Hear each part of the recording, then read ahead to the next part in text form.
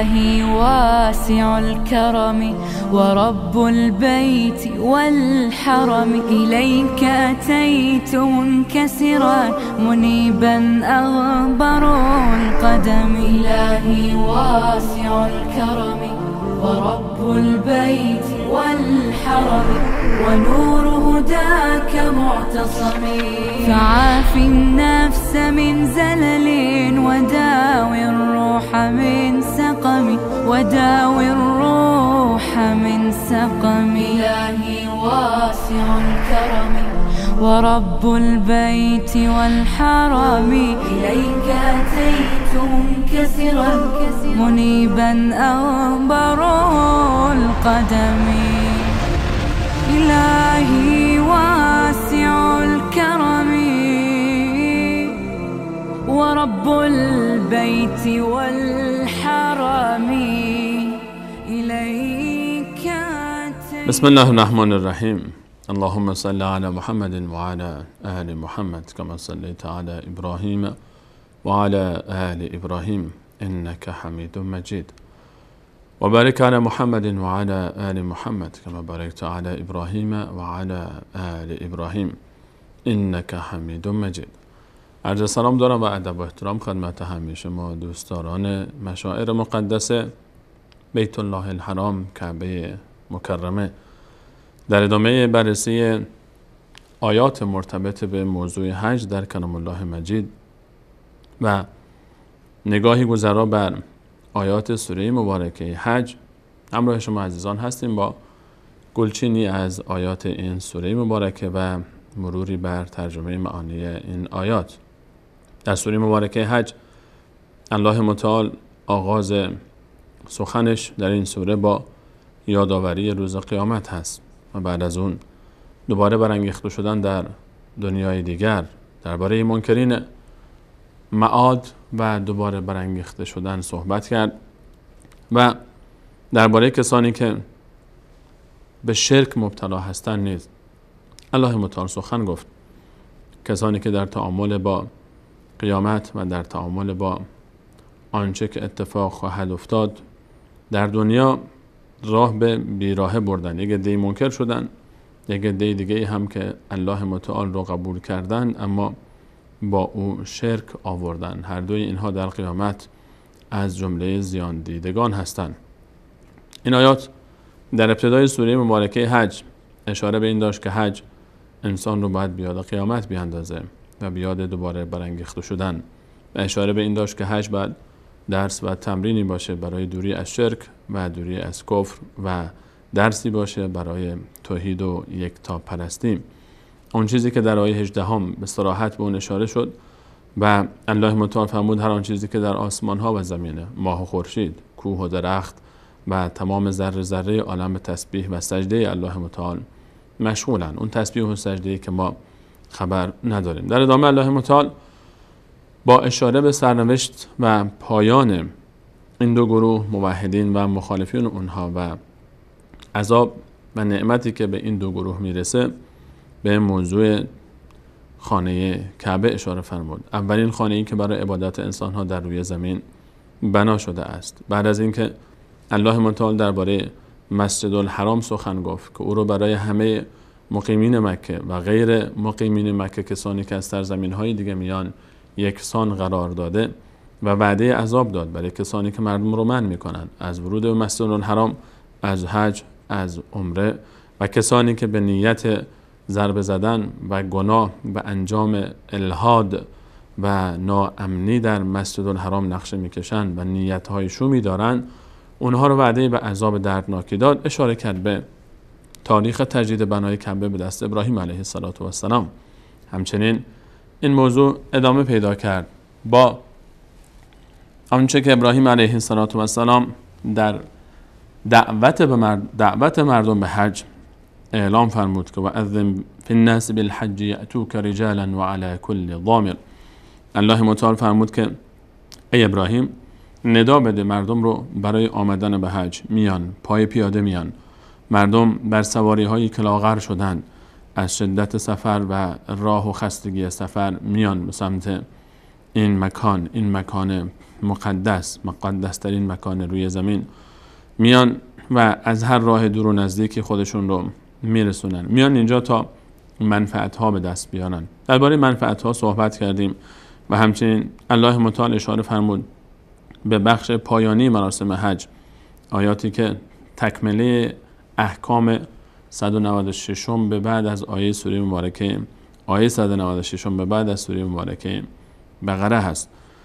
درباره روزهای عید و درباره ایام تشریق صحبت فرمود الله متعال و اینکه بعد از فراغت از عبادت چه باید بکنن. درباره قربانی در سوره مبارکه حج صحبت میشه، درباره آنچه که الله متعال او رو یکی از مشاعر و یکی از شعائر الله متعال قرار داده در ایام حج، قربانی کردن. در آیه 36 الله متعال این گونه میفرماید که والبدن جعلناها لكم من شعائر الله لكم فيها خیر.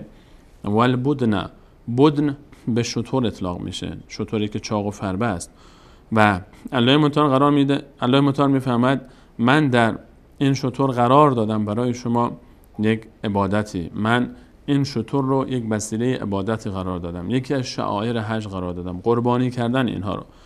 چون که در سرزمین حجاز شتر بیشتر یافت میشد و الان هم که قربانی انجام میگیره، گوسفندهایی که اونجا هست غالبا این گوسفندها رو غالبا از سرزمین‌های دیگه میارن به سمت مکه مکرمه و حیواناتی که در مکه مکرمه زندگی میکنن غالبا در سرزمین حجاز بیشتر شتر تربیت میشه، چون با این آب و هوا سازگارتر است.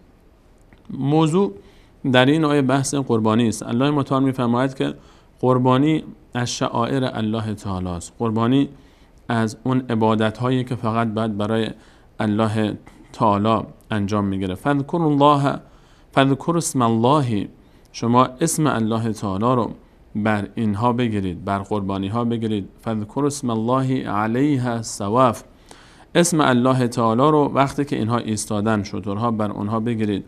و چون میدونیم که شتر رو وقتی که قربانی میکنن، شتر رو مثل گوسفند و بز و حتی گاو نمیخوابونن به زمین قربانی بکنن، شتر به صورت ایستاده میان و گردنش رو با چاقوی کاردی، با به هر حال وسیله‌ای که تیز باشه میان و اون رو میبرن و این خون به شدت میریزه و انقدر این خون میریزه تا بیحال میشه حیوان و میفته و بعد از اون وقتی که افتاد دیگه شروع میکنن به بریدن سرش و تکمیل کردن موضوع قربانی و ذبحش. الله تعالی میفرماید نام الله تعالی رو ببرید. فذکر اسم الله علیها صواف، وقتی که صاف ایستاده نام الله تعالی رو ببرید. قربانی از شعائر الله تعالی است. وقتی که حیوانی برای ذبح میشه و قربانی میشه و خونش ریخته میشه، قربان کردن حیوان فقط باید برای الله تعالی باشه. این نذری است که خاص برای الله تعالی است، این از شعائر الله تعالی است. باید نام الله تعالی بر او گرفته بشه، فقط نام الله تعالی باید گرفته بشه. قربانی نباید به نام غیر الله تعالی ذبح بشه، نباید نام این و اون و اون گرفته بشه، نباید بگیم نذر فلانی و فلانی و فلانی هست. نباید قربانی نذر فلان امام و فلان پیغمبر و فلان بزرگ و فلان ولی بشه. نباید قربانی جلوی پای حاجی که برمیگرده از حج کشته بشه. نباید قربانی جلوی پای عروس و داماد و شب ازدواج و جلوی پای ماشینی که تازه خریده شده، جلوی پای مسافری که از سفر برمیگرده ریخته بشه خونش. خیلی جاها متاسفانه این اتفاق میفته. آقا جلوی پای فلانی خون بریزید، جلوی پای حاجی خون بریزید. حاجی که رفته به حج و عبادت میکنه و رفته که اونجا توحید رو یاد بگیره و رفته اونجا که یاد بگیره که این قربانی ولبدن جعلناها لكم من شعائر الله، اون بدن و اون قربانی و اون عبادتی که فقط باید به خاطر الله تعالی باشه، اون خونی که فقط به خاطر الله تعالی باید ریخته بشه. عجیبه که وقتی برمیگرده در بعضی از مناطق جلوی پای حاجی میگن خون بریزیم، جلوی پای عروس خون بریزیم، جلوی پای فلان بزرگ خون بریزیم، جلوی پای فلانی خون بریزیم. این خون ریختن هدفش چیه؟ ریختن خون حیوان، ریختن خون یک موجودی که زنده است، جز در راه الله تعالی هرگز جایز نیست. حالا این خون به عنوان قربانی یک حیوان و عبادت قربانی ریخته بشه، یا انسانی در راه الله تعالی کشته میشه، کافری رو در جهاد خونش ریخته میشه، یا کسی قصاص میشه به خاطر قتلی که کرده، به خاطر اجرای حدود الله تعالی خونش ریخته میشه. خون یک موجود زنده، چرا که این موجودات همه جانشون مال الله تعالی است، فقط در راه الله تعالی و جایی که الله تعالی اجازه داده باید ریخته بشه. خون نباید در غیر الله تعالی ریخته بشه. والبدن جعلناها لكم من شعائر الله. این قربانی را الله تعالی میفهمد من از شعائر الله تعالی، از عبادت ها و مناسکی که خاص الله تعالی است قرار دادم. لکم فیها خیر، در اینها برای شما خیر هست. فذکروا اسم الله علیها صواف، نام الله تعالی رو بر اینها بگیرید، نگید به نام فلان، نگید به نام فلان. بعضی میگن آقا ما هدفمون از قربانی کردن جلوی پای حاجی یا عروس یا مسافری که میاد یا فلان بزرگ پذیرایی از میهمان هاست. اگه هدفتون اینه، چرا اصرار دارید که جلوی پاش کشته بشه؟ چرا اصرار دارید که خون بعد جلوی پاش، اون وایست جلوی پاش سر ببرید؟ برید یه گوشه دیگه ای سر ببرید، برید گوشه دیگه ای ذبحش کنید. چرا به خاطر فلان قبر و فلان بارگاه و فلان آقا و فلان بزرگ و فلان آستان و فلان امامزاده و فلان آقازاده بعد قربانی بشه؟ فذکروا اسم الله علیها، فقط نام الله تعالی رو بعد بر قربانی بگیرید. قربانی مال الله تعالی است، نذر و نیاز فقط مال الله تعالی است. اینها رو فقط برای الله تعالی قربان بکنید، به شکرانه نعمتی که الله تعالی به شما داد در حج و این فرصتی که در حج پیدا کردید. فاذا وجبت جنوبها فکلوا منها، وقتی که به پهلو افتاد این حیوان و اون رو کاملا ذبح کردید، فکلوا منها، از اون بخورید. الان میتونید، اشکالی نداره که شما از این قربانی از گوشتش استفاده بکنید، از پوستش استفاده بکنید، اما موضوع اینه که شما نام الله تعالی رو باید برای این بگیرید. فقط به نام الله تعالی، به اسم الله تعالی قربانی باید ذبح بشه. گوسفند باید نام الله تعالی گرفته بشه براش وقتی که ذبح میشه، گاو همینطور، شتر همینطور، بز همینطور، حتی مرغی وقتی که قربانی میشه نام الله تعالی فقط باید براش گرفته بشه، به نام الله باید گفته بشه، بسم الله باید کشته بشه، فقط به نیت الله تعالی، نه به خاطر تقرب به غیر الله تعالی، نه به خاطر اینکه فلانی و فلانی و فلانی از من راضی بشن. الله متعال میفهمد فکلوا منها و اطعموا القانع والمعتر، و شما وقتی که قربانی کردید خودتون هم از اون بخورید و به کسانی بدید که فقیرن، قانعن، دست دراز نمیکنن، و همچنین به فقیرانی که دست دراز میکنن به اینها هم بدید. فراموش نکنید که قربانی مال اونها هم هست، اونها رو هم شریک کنید در این کار، اونها رو هم در این گوشت سهیم کنید با خودتون. کذالک سخرناها لکم لعلکم تشکرون. این گونه الله تعالی میفهمد برای شما ما مسخر کنیم این حیوانات رو تا از اونها استفاده بکنید تا برای الله تعالی شکرگزار باشید، تا نعمت الله تعالی رو شکرگزاری کنید. حکمت قربانی در حج و تاریخ قربانی در حج برمیگرده به فداکاری، برمیگرده به فدا کردن. حاجی در حج با قربان کردن یاد میگیره که انسان باید خیلی چیزها رو قربان بکنه برای الله تعالی. تاریخچه اون رو اگر بیاره که وقتی ابراهیم علیه السلام در کهنسالی، وقتی که الله تعالی به او فرزندی داد و اون فرزند نامش اسماعیل قرار گرفت و الله تعالی اسماعیل علیه السلام رو هدیه داد به ابراهیم، و ابراهیم علیه السلام وقتی که اسماعیل بزرگ شده و رشد کرده، الله متعال در سوره مبارکه صافات آیات 100 به بعد، از آیه 102 به بعد، وقتی که داستان ابراهیم علیه السلام در سوره صافات شروع میکنه و از آیه 83 به بعد داستان شروع میشه از خود ابراهیم علیه السلام و زندگیش، در آیه 100 به بعد الله متعال به خود ابراهیم علیه السلام و فرزندش اشاره میکنه. میفرماید که در آیه 102 و 101 وقتی که ابراهیم علیه السلام از الله متعال خواست که برای او فرزندی بده، الله متعال میفرماید فبشرناه بغلام حلیم، من الله تعالی او رو بشارت دادم به فرزندی که حلیمه. این فرزند اسماعیل علیه السلام حلم داره. حلم صفت انسانهای بزرگه، انسانهایی که درک میکنن شرایط رو، واقع عمل رو میفهمن، میتونن صبور باشن. بچه نمیتونه حلیم باشه، نمیتونه صبور باشه، زود رنجه، زود از کوره در میره، زود عصبانی میشه. اما اسماعیل علیه السلام گرچه طفله، گرچه که در ایام ابتدایی عمرش قرار داره، از همون ابتدا حلیمه، از همون ابتدا صبوره. چرا صبور نباشه که شیر هاجر رو خورده؟ چرا صبور نباشه که پدرش ابراهیم علیه السلام در کنار کعبه رشد کرده؟ کسیه که پدر و مادرش ابراهیم و هاجرن، بزرگان تاریخ توحید. اسماعیل علیه السلام رو وقتی که الله متعال میفرماید فلما بلغ معه السعی قال، وقتی که ابراهیم علیه السلام به همراه پدر خودش تلاش میکرد، نوجوان شده بود، حرکت میکرد، پدرش ابراهیم علیه السلام بهش گفت یا بنی انی ارا فی المنام انی اذبحک فانظر ماذا ترى. ای پسرم، پسر عزیزم، عزیز من، جگر من، تیکه قلب من، یا بنی عزیزکم، من در خواب دیدم که تو رو ذبح میکنم، نظرت چیه؟ ابراهیم علیه السلام در خواب میبینه که پسرش رو قربانی میکنه. خواب انبیا وحیه، چرا که شیطان در خواب انبیا دخل و تصرفی نداره. وقتی که خوابی میبینن بهش وحی میشه. ابراهیم علیه السلام آزمایش های فراوانی رو پشت سر گذاشته. الان باز آزمایش سخت دیگه ای. الله متعال بهش فرزندی داده، نازنین، در سنی که هیچ امیدی به فرزندی نداشت، الان باید قربانی کنه. اون روزی که خودش به آتش افتاد خودش بود، الان باید خودش با دست خودش فرزند خودش رو قربانی کنه. عزیزترین سرمایه زندگیش رو به خاطر الله تعالی، برای رضایت الله تعالی، تا درس بده به من و شما، تا به ما یاد بده که برای رضایت الله تعالی، برای کسب رضایت الله تعالی، انسان باید بهترین های خودش رو قربانی بکنه. ابراهیم حاضر شد که فرزندش رو قربانی کنه. آیا ما و تو حاضر هستیم که استراحتمون رو قربان کنیم؟ آیا لذت های خودمون رو حاضریم که قربان کنیم؟ آیا حاضر هستیم که خواسته های خودمون رو به خاطر الله تعالی قربان کنیم یا نه؟ این درس قربانیه. این درسی که در حج، این درسی که در عید قربان، این درسی که از زندگی ابراهیم علیه السلام هر انسان مسلمانی باید بگیره. این درس ها فقط مال حجاج نیست، مال هر انسان مسلمانیه.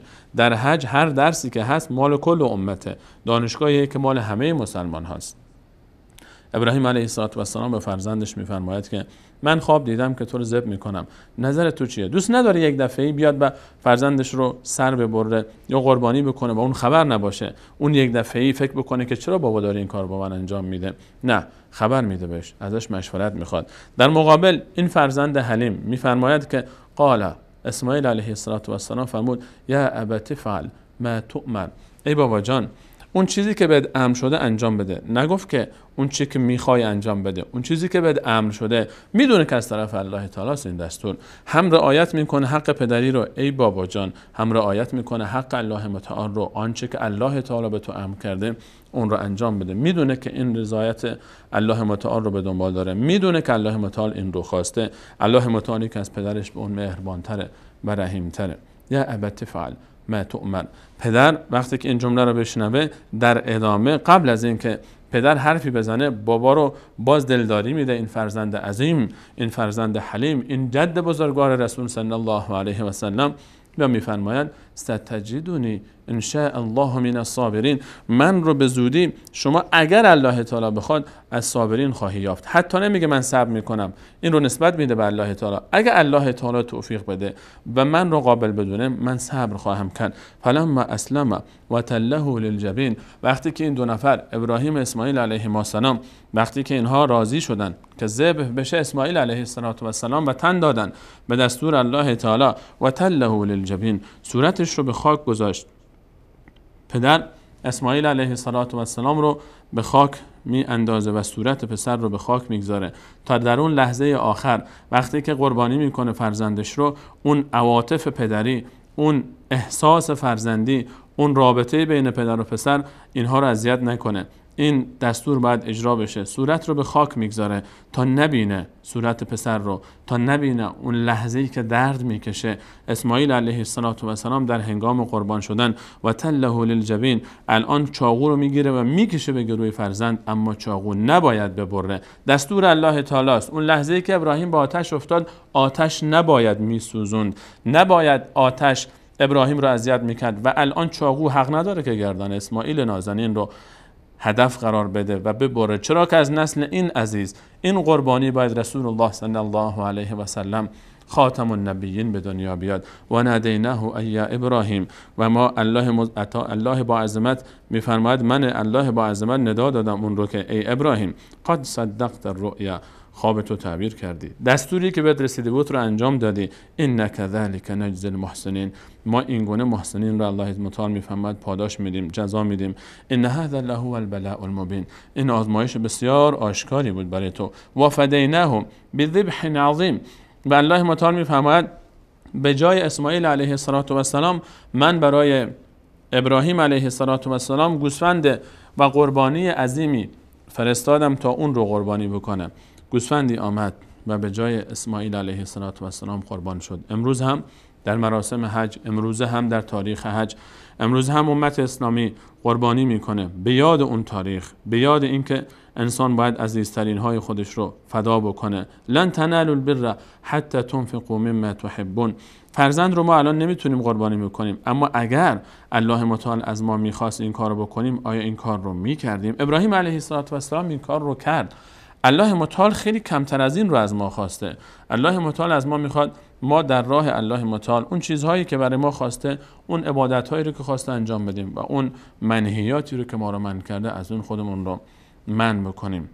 امروز ما هم فقط به خاطر الله تعالی قربانی میکنیم. در سوره مبارکه حج الله متعال در آیه 36 وقتی که فرمود قربانی از شعائر الله تعالی است، این قربانی یادآور اون تاریخه، این قربانی یادآور حکایت اسماعیل علیه السلام، این قربانی یادآور فداکاریه، این قربانی باید فقط به خاطر الله تعالی باشه، به خاطر نشان اثبات صداقت در ایمان در برابر الله تعالی. شایسته نیست این برای غیر الله تعالی استفاده بشه. این قربانی رو نباید برای غیر الله تعالی استفاده کرد. اینها شعائرن، اینها نمادن، اینها فقط باید برای الله تعالی باشه.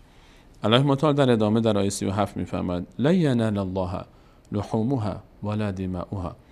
به الله تعالی گوشت قربانی و خون قربانی نمیرسه.